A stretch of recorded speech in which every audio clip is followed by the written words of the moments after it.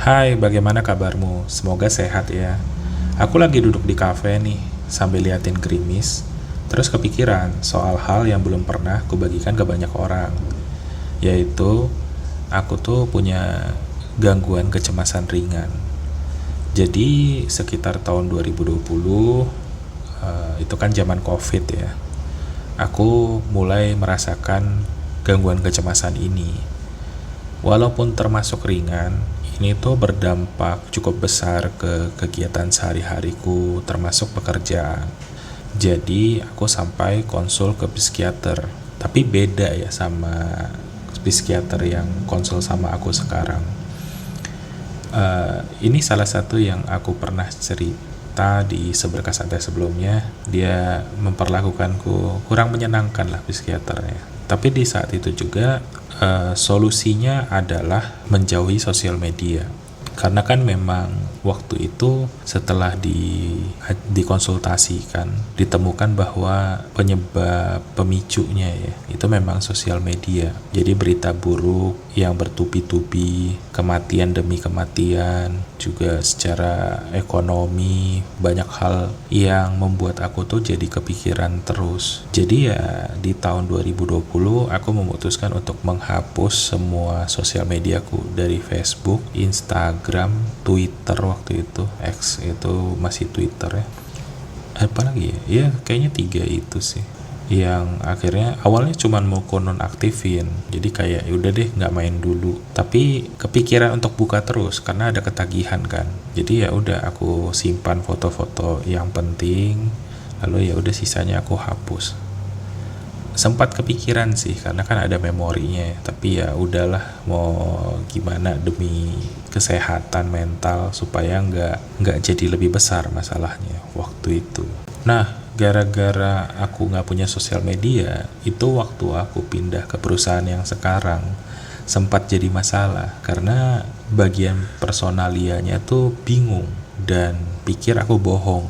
Gak mungkin lah, waktu itu kalau nggak salah tahun 2022 akhir ya atau pertengahan ya, pokoknya 2022 itu personalnya bilang gak mungkin lah di zaman sekarang Anda nggak punya sosial media katanya. Aku jelasin sama dia, ya di tahun 2020 aku ada gangguan kecemasan, jadi sejak itu nggak pakai sosial media ya. Tapi personalianya rada ngotot karena dia kan memang ada mau cek jejak digital gitu kan.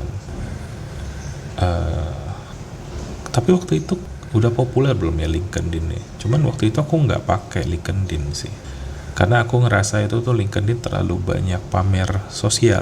Maaf kalau tersinggung, tapi mungkin kamu setuju di sana tuh ajang pamernya tuh lebih serem daripada Instagram loh. Karena memang kamu mau masukin ke sana pencapaian demi pencapaian kan.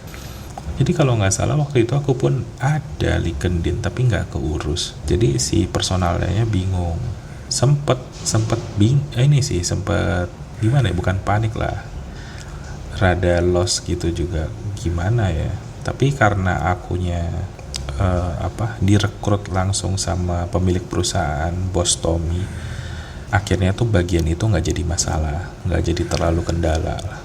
Nah, kira-kira 1,5 bulan yang lalu aku akhirnya bikin Instagram lagi, karena YouTube kan nggak punya fitur untuk kirim pesan langsung ke kreator. Aku pikir Instagram jadi media komunikasi. Menariknya, setelah bertahun-tahun nggak pakai Instagram, aku menemukan banyak hal membingungkan yang membuatku merasa jadi orang yang ketinggalan zaman lah gitu pas buka Instagram. Pertama, sekilas penampilannya nggak jauh berbeda, tapi perasaannya tuh beda banget. Karena sekarang foto bisa dikasih musik, terus juga banyak reels bertebaran di mana-mana. Tapi bukan itu yang bikin aku heran sampai bingung, melainkan aku menemukan terlalu banyak orang yang kelebihan berbagi informasi di Instagram. Contohnya, ada banyak perempuan yang entah kenapa memutuskan merekam diri mereka ganti baju, lalu dibagikan di Instagram. Ada yang kayak ganti baju kerja ke baju tidur, atau dari baju tidur ke baju olahraga. Ada juga yang kayak menunjukkan pakaian dalamnya mana yang bagus. Aku sempat nanya ke temenku gitu, ini kok Instagram jadi kayak gini ya? Terus mereka bilang kadang tuh memang ada perempuan yang kayak gitu, mereka cari endorse untuk pakaian dalam. Jadi kalau kamu slide kayak gitu, nanti ketemu tuh mereka promosiin pakaian dalam yang lagi mereka pakai gitu.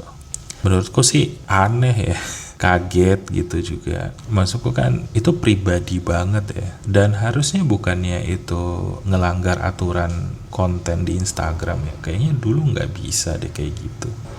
Nah, kalau dulu yang muncul konten kita nggak tertarik kayak gitu kan tinggal kita klik yang titik 3 terus bilang nggak tertarik, nanti lama-lama berhenti muncul kan, nggak ada lagi konten-konten kayak gitu.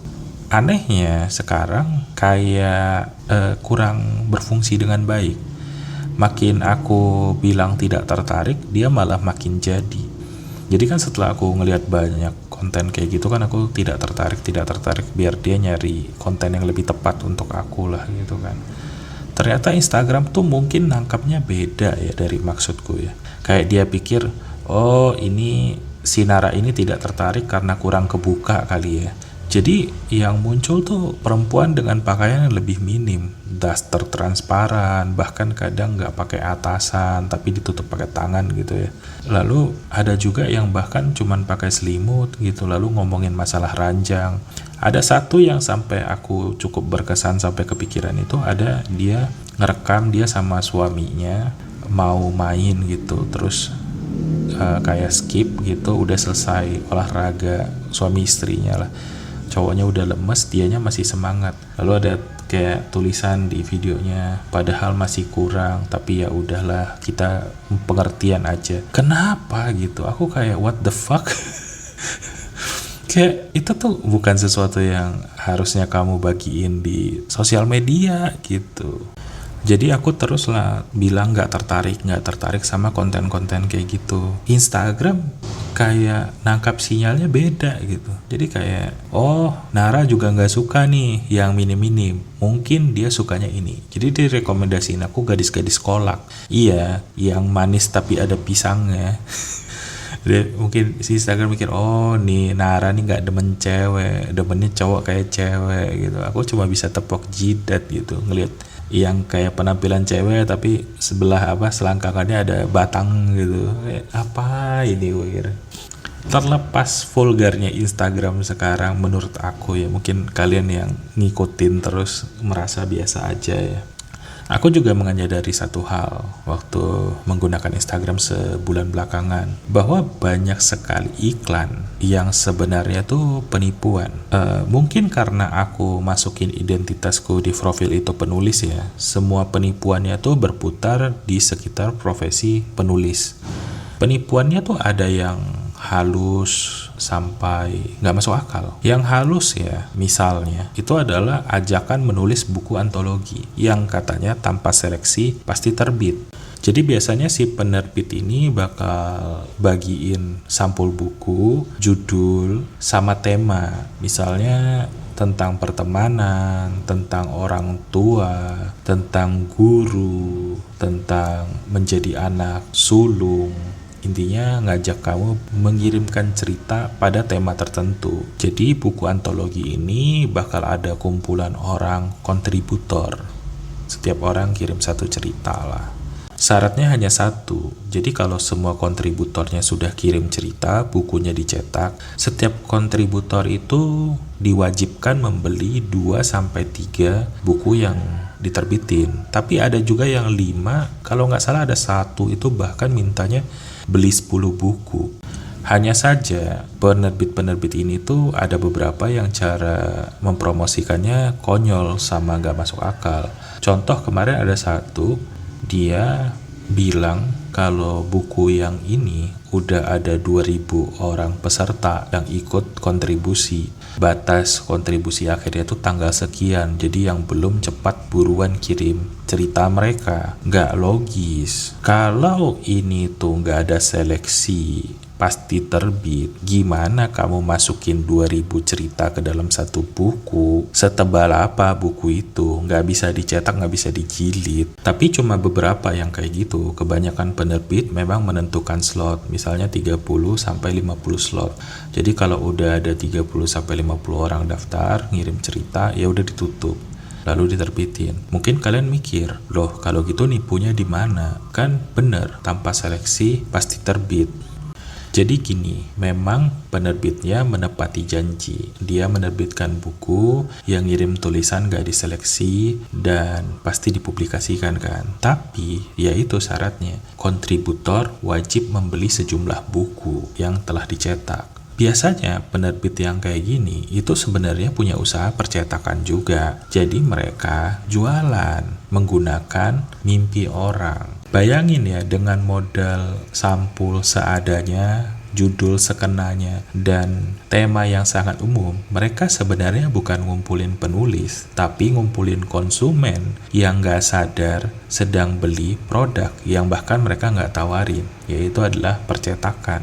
Kita hitung aja, misalnya satu buku ada 50 kontributor. Setiap kontributor minimal beli 2 deh. Itu mereka sudah jual 100 buku hanya dengan modal postingan di Instagram. Dan masalahnya, sebagai penulis, kamu kan pasti pengen buku yang udah ada nama kamu di dalamnya dibaca banyak orang. Otomatis 50 kontributor ini bakal sibuk promosiin buku ini. Yang kalau misalnya ternyata dari setiap kontributor ini ada yang berhasil bawa 1 pembeli lagi aja, itu udah 50 buku. Kalau 2 udah 100 buku lagi.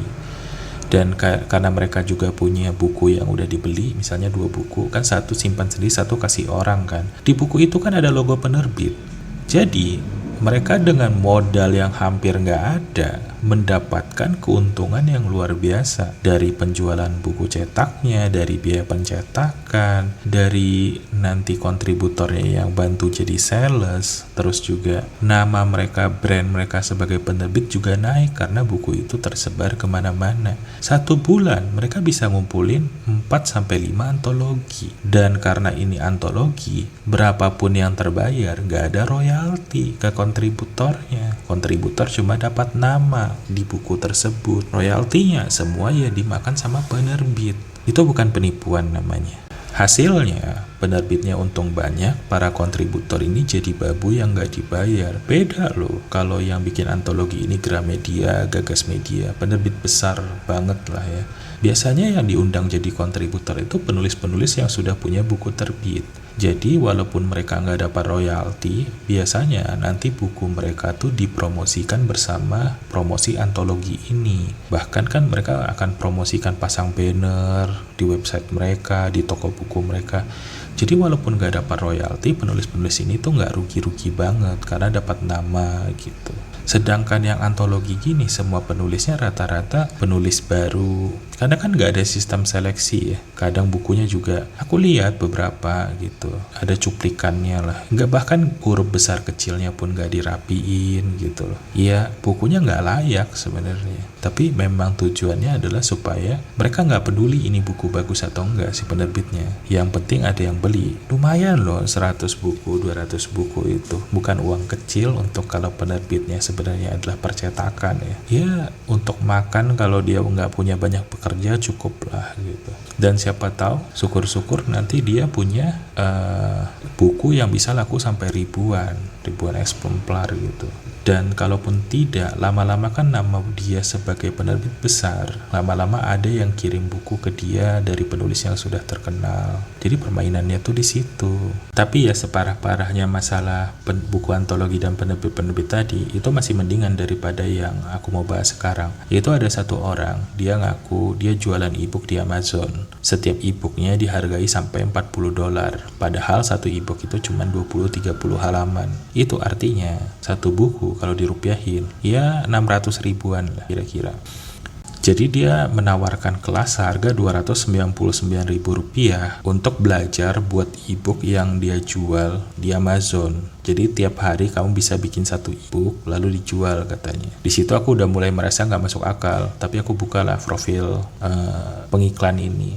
Ternyata banyak klaim di situ. Bahkan ada cerita dia rangkai. Dia bilang kenapa kalian harus beli kelas ini. Katanya dia waktu 2020 dia tuh di PHK dari perusahaannya. Terus cobalah dia jualan ebook di Amazon. Dia pasang harga tinggi, ternyata laku. Terus dia bikin lagi, laku lagi. Dan ternyata dia secara tidak sengaja menemukan pola. Bagaimana cara menjual ebook dengan sangat cepat dan laku. Gimana bikin ebook-ebook yang orang inginkan. Dia mengakunya begitu. Dan bahkan dia nunjukin screenshot yang jelas-jelas editan gitu. Kalau ternyata selama 4 tahun terakhir dia jualan ebook, dia tuh udah menghasilkan 900 miliar rupiah. Dia dalam 4 tahun jualan ebook dapat segitu, dan dia berani kasih jaminan uang kembali kalau misalnya yang ikut kelasnya setelah 1 hari jualan ebook gak balik modal, dia bakal bayar 2 kali lipat.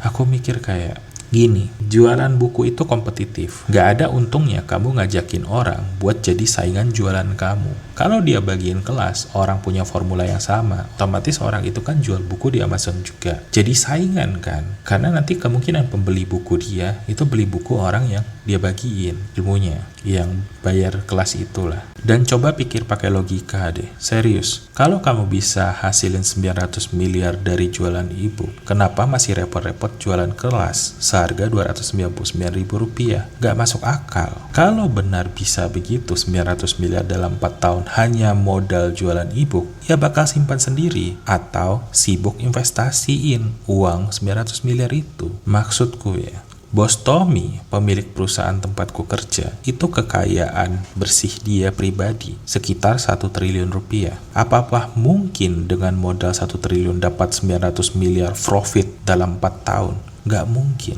Gak gitu cara kerja bisnis. Ada biaya, gaji, ongkos segala macam, belum lagi hutang bank dan modal lainnya. Jadi kalau kamu bisa ngumpulin keuntungan sebesar itu tanpa modal besar, mustahil kamu jual rahasia itu 299.000. Apalagi rahasia itu bikin kompetitor kamu makin banyak. Jadi kalau kalian dengar sejauh ini ya, aku mau pesan buat kalian, hati-hati kalau lihat iklan di Instagram. Aku nggak tahu YouTube deh, di YouTube aku nggak pernah lihat iklan-iklan gini. Tapi kalau di Instagram, jangan gampang tergoda. Ingat aja rumus sederhana, kalau terlihat too good to be true, kemungkinan besar memang too good to be true. Jadi yang kayak gini-gini gitu jangan kemakan deh. Pikir baik-baik pakai logika. Oh, di sini hujannya udah berhenti. Aku harus lanjut kerja dulu. Jadi mungkin nanti kita lanjutin lebih banyak ceritanya di lain waktu. Sampai jumpa lagi ya. Jangan lupa bahagia.